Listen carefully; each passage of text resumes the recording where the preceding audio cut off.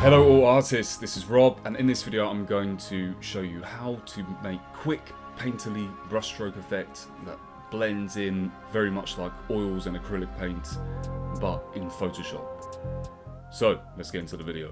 Okay, hello everybody, welcome to this short tutorial. I'm going to try and keep this one quite brief.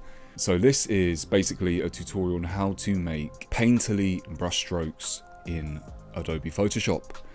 Now, I've always been using Photoshop for a long time to do digital painting, and I would typically always paint with a hard round brush and try to blend and mix areas by using pen pressure with the paintbrushes in Photoshop, and selecting surrounding colors or any other color that I wanted to blend or mix into the paint strokes and lightly paint over and go backwards and forwards this way.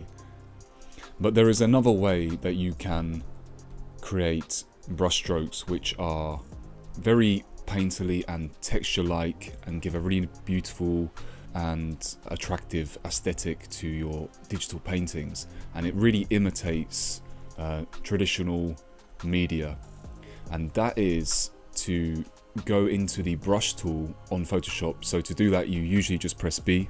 That is the brush tool by default.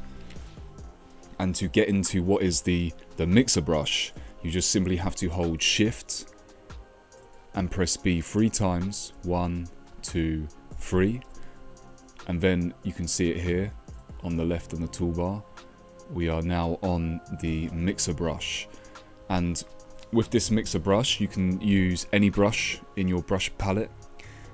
I'm just going to select a hard round brush, for example, and you can go anywhere around the painting, and typically I will select a new layer to do this, but you can paint directly on top of the painting that you've already got down on one layer, as you would with an oil painting or acrylic painting. But if you're not sure and you want to experiment, you can just set up another layer and begin by painting these strokes in the direction that you want to move and blend in. And of course, I'm selecting the top part of the woman's hair, and it's kind of blending in a little bit with the background. Now this is set to 100% wet, but if you were to take it down to say 40%, you're going to have a slightly lighter effect. So let's move over and select a different part of this lady's hair and try a different direction. Now you can paint, you can touch just lightly as you would, it has the pen pressure applied here, and this is what affects what is called the wetness and how it sort of blends and bleeds into the surrounding colors on the canvas.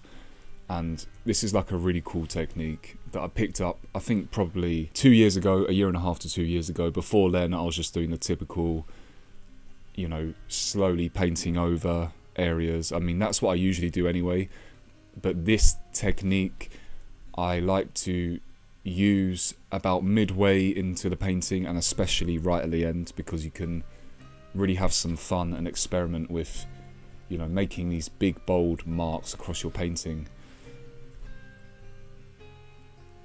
and creating these kind of effects which, if you do it in traditional media, you get one attempt, and if it goes wrong, it goes wrong, and it's kind of annoying, but you get it right and it looks great.